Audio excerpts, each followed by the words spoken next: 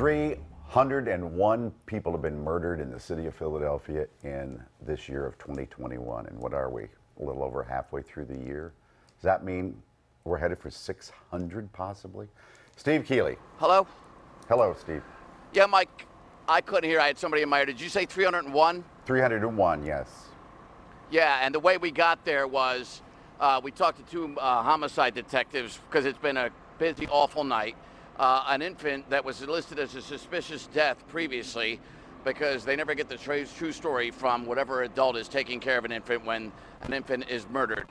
And the medical examiner ruled that infant's death a homicide. Then we had two young men shot and killed overnight since we started our shift. So we're now here at Temple Hospital because we have another child who became an innocent victim of the gun violence. So a 14-year-old girl shot in the back will survive thanks to the police, thanks to her family, and thanks to the great surgeons here. But we were just up Broad Street, about 7 blocks here at this scene, Broad and Hunting Park, where at 3:30 this morning, as we're getting ready to report yet on another shooting death, we find about this one, a 21-year-old man, right outside of his house, shot once in the head, only one bullet shell, which is rare these days, on Hunting Park Avenue. Then it's run over by the buses going by, and police find it flattened on the street here.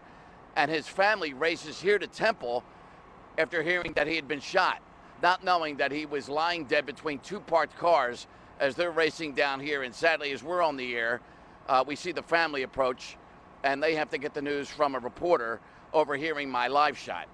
And just an awful scene. And to meet family members face to face is awful. Here is Inspector Scott Small on the 14-year-old girl wounded at the scene of a man who was shot with another man at 11:30. The 14-year-old girl was on her front porch of her house when she was struck by gunfire. Appears that she was struck by stray gunfire. We don't believe anybody would intentionally shoot a 14-year-old girl on her front porch. She ran into her house after being shot. Fortunately, she's in stable condition. It appears that the shooter or shooters were standing on Susquehanna firing towards these houses, 2 of which were struck by gunfire.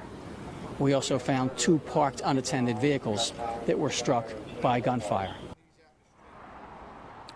So soon after this scene and getting the word of another child shot, the commissioner who in the heart put out this statement overnight. Another quiet summer evening shattered by gun violence. People have a right to feel safer in their neighborhoods, and we refuse to stand idly by while yet another child has their life forever changed by a coward with a gun. And then here's something you hear police say almost daily in the city. We ask anyone with information to come forward to assist us in bringing justice to these victims. And I asked the detective who was on the SEPTA shooting yesterday, did any of the passengers ever call you anonymously and let you know what that was about? No. So people are so scared to even call anonymously from a payphone where their phone number won't be chased.